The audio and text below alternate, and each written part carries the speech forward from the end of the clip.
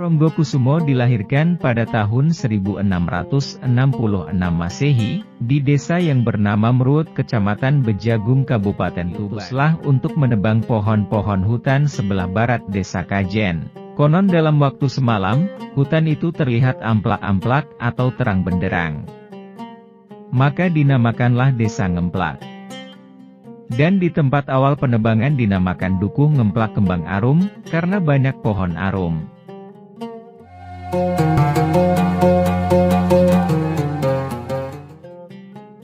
Di Indonesia terutama Pulau Jawa, sudah biasa orang-orang melakukan ziarah ke makam para tokoh atau ulama yang sudah meninggal.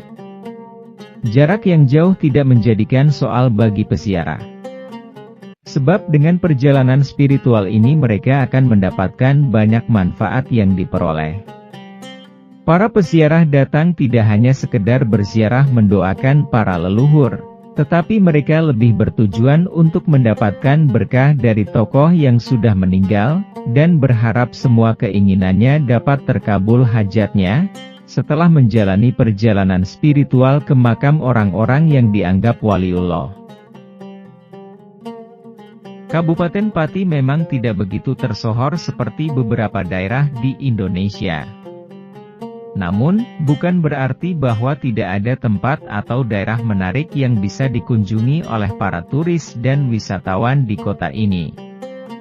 Nyatanya, kota yang dijuluki dengan berbagai nama tersebut ternyata mempunyai wisata yang sangat menarik dan tentunya sayang untuk dilewatkan. Apabila Anda mengunjungi salah satu kabupaten di Jawa Tengah ini, maka jangan Anda lewatkan beberapa wisata religi di sini. Di mana sajakah wisata religi yang bisa Anda pilih di Kabupaten Pati? Ada sejumlah objek wisata religi di Kabupaten Pati yang sudah menjadi rujukan wisatawan dan peziarah datang. Selain karena sejarahnya, para pengunjung juga berharap berkah dari para waliullah tersebut. Pati yang dikenal sebagai kota santri memiliki banyak tempat wisata, salah satunya Desa Ngemplak yang berada di Kecamatan Margoyoso. Desa ini terkenal sebagai sentra produksi tepung tapioka. Desa Ngemplak berada di sebelah utara kota Pati sejauh 18 km. Di sini terdapat makam waliullah keturunan Ki Ageng Meruut yaitu Raden Ronggokusumo dan Raden Brontokusumo keturunan Kasunanan Surakarta. Desa ini bersebelahan dengan Desa Kajen, Desa Sidomukti, Desa Sonean, dan Desa Sekarjalak. Di sini juga terdapat Jalan Ronggokusumo yang punya aktivitas malam hari yang ramai, layaknya Malioboro di Jogja. Terdapat banyak toko yang menjajakan kerajinan dan makanan khas Pati. Di daerah Pati terdapat sebuah makam yang dijadikan tempat berziarah yaitu makam Syekh Ronggokusumo, atau lebih dikenal dengan Mbah Ronggo. Makam tersebut tepatnya di Desa Ngemplak, Kecamatan Margoyoso, Kabupaten Pati. Seperti makam-makam para tokoh penyebar agama Islam di tanah Jawa yang lain, makam Syekh Ronggokusumo juga sering dikunjungi oleh para peziarah baik dari daerah sekitar maupun luar daerah, luar Jawa, bahkan sampai luar negeri. Terbukti sering adanya rombongan para peziarah yang berbondong-bondong mendatangi makam beliau terutama di malam Jumat. Ziarah kubur merupakan mengunjungi, mendoakan makam kerabat, keluarga atau para ulama yang berpengaruh terhadap Islam. Biasanya mereka berziarah ke makam para wali songo serta para tokoh yang menyebarkan agama Islam lainnya. Menurut sebagian dari mereka, berziarah ke makam merupakan salah satu kesalahan Muslim. Ziarah merupakan salah satu perbuatan manusia yang melakukan suatu perbuatan di atas makam yang dianggap sakral atau disakralkan. Untuk meminta sesuatu yang menjadi kebutuhan sangat mendasar seperti ketenangan jiwa. Sejarah Mbah Ronggokusumo. Mbah Ronggokusumo dilahirkan pada tahun 1666 Masehi, di desa yang bernama Meruut, Kecamatan Bejagung, Kabupaten Tuban. Mbah Ronggo Kusumo merupakan putra dari Ki Ageng Mruwut. Ki Ageng Mruwut merupakan putra dari Pangeran Tatir, atau Said Ali yang merupakan putra dari Pangeran Kusumonegoro. Kusumonegoro merupakan putra dari Pangeran Hadinegoro, atau Pangeran Benowo yang merupakan anak dari Sultan Hadiwijaya atau Joko Tingkir. Mbah Ronggo dikenal sebagai tokoh yang dikenal sebagai penolong fakir miskin. Semasa di Tuban, hal itu dilakukan dengan cara mengambilkan hak para fakir miskin dari harta benda milik para pedagang kaya. Tindakan Mbah Ronggo tersebut mengundang murka dari pemerintahan Keraton Kartasura yang kemudian mengutus pasukan untuk menangkap Mbah Ronggo. Karena merasa bertindak benar, Mbah Ronggo menghadapi para pasukan itu.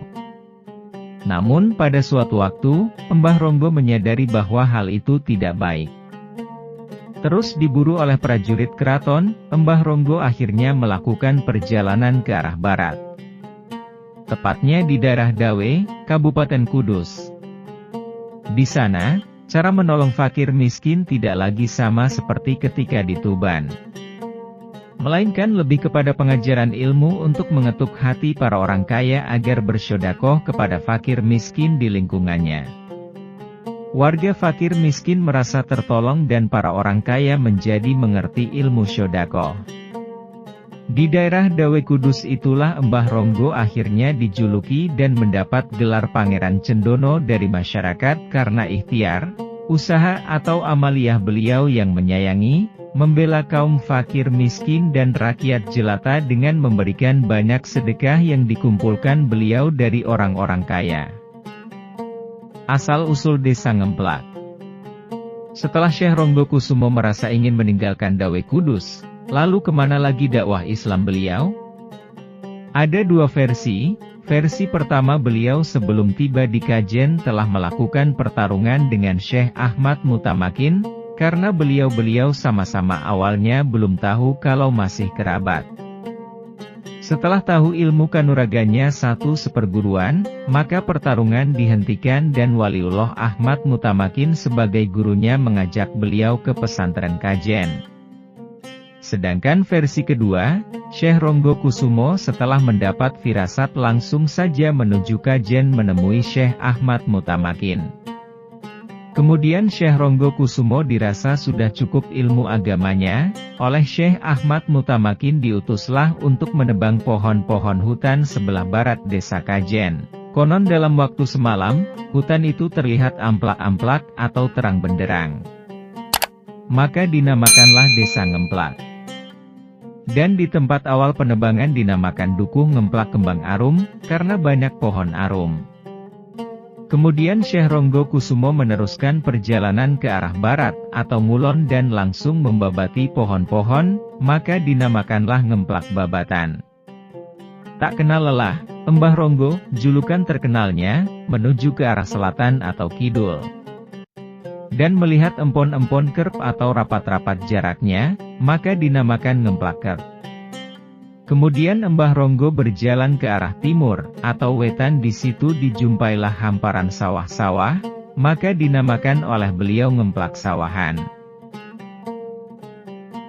Setelah dirasa cukup, babat alas, Mbah Ronggo dengan ditemani Syekh Ahmad Mutamakin atau Mbah Mutamakin, membangun masjid jamik di dekat desa Kajen.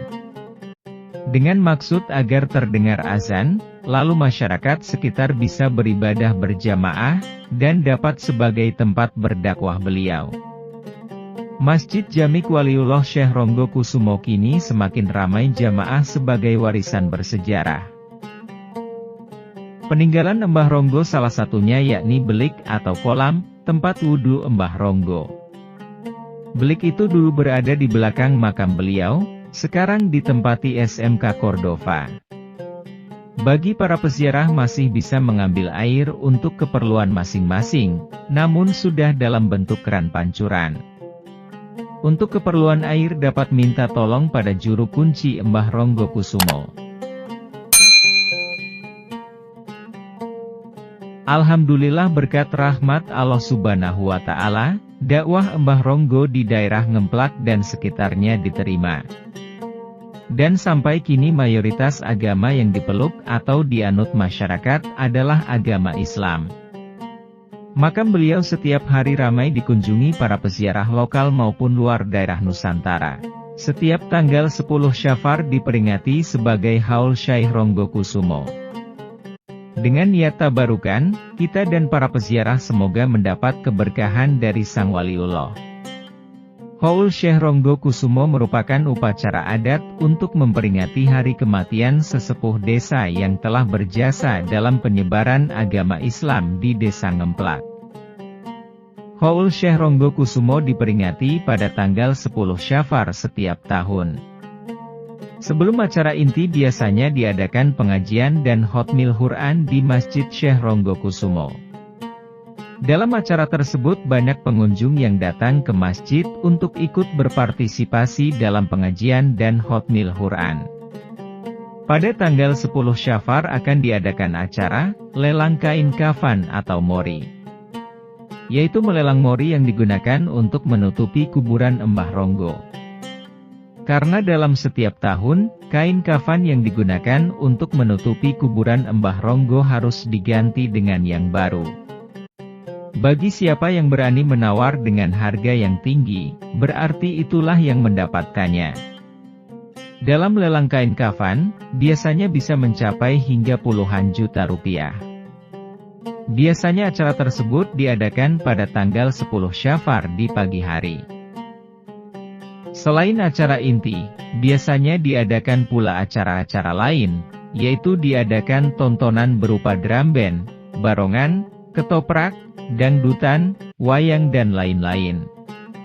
Pada tanggal 10 Syafar, di makam Mbah Ronggo banyak para pengunjung yang datang untuk berziarah, baik itu dari Desa Ngemplak Kidul sendiri, maupun dari luar Desa Ngemplak Kidul. Selain pada hari peringatan tersebut, di makam Mbah Ronggo juga tidak sepi oleh pengunjung, untuk berziarah dan pada puncaknya yaitu setiap malam Jumat Wage. Para peziarah di sini tidak mengharapkan berkah yang datang dari Mbah Ronggo tersebut, melainkan mengharapkan berkah dari Allah Subhanahu wa Ta'ala melalui Waliullah, yaitu Syekh Ronggokusumo. Jadi masyarakat di Desa Ngemplak tidak menganggap kalau hal tersebut syirik, karena mereka tidak meminta-minta kepada Mbah Ronggo, tetapi tetap meminta-minta kepada Allah dengan perantara Mbah Ronggo. Di makam Mbah Ronggo ini, terdapat masjid yang biasanya digunakan para santri untuk menghafal Al-Quran dan digunakan para peziarah untuk membaca tahlil dan yasin. Biasanya para peziarah sangat khusyuk dalam berdoa, bahkan sampai ada yang terisak-isak menangis.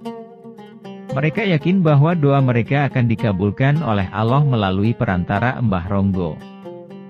Di kompleks makam Mbah Ronggo ini juga digunakan oleh masyarakat Desa Ngemplak Kidul sebagai pemakaman umum bagi masyarakat Desa Ngemplak Kidul sendiri. Masyarakat Desa Ngemplak sangat menghormati dan mengagumi perjuangan Mbah Ronggo dalam menyebarkan agama Islam di Desa Ngemplak. Oleh karena itu, setiap tanggal 10 Syafar diadakan Haul Syekh Ronggokusumo.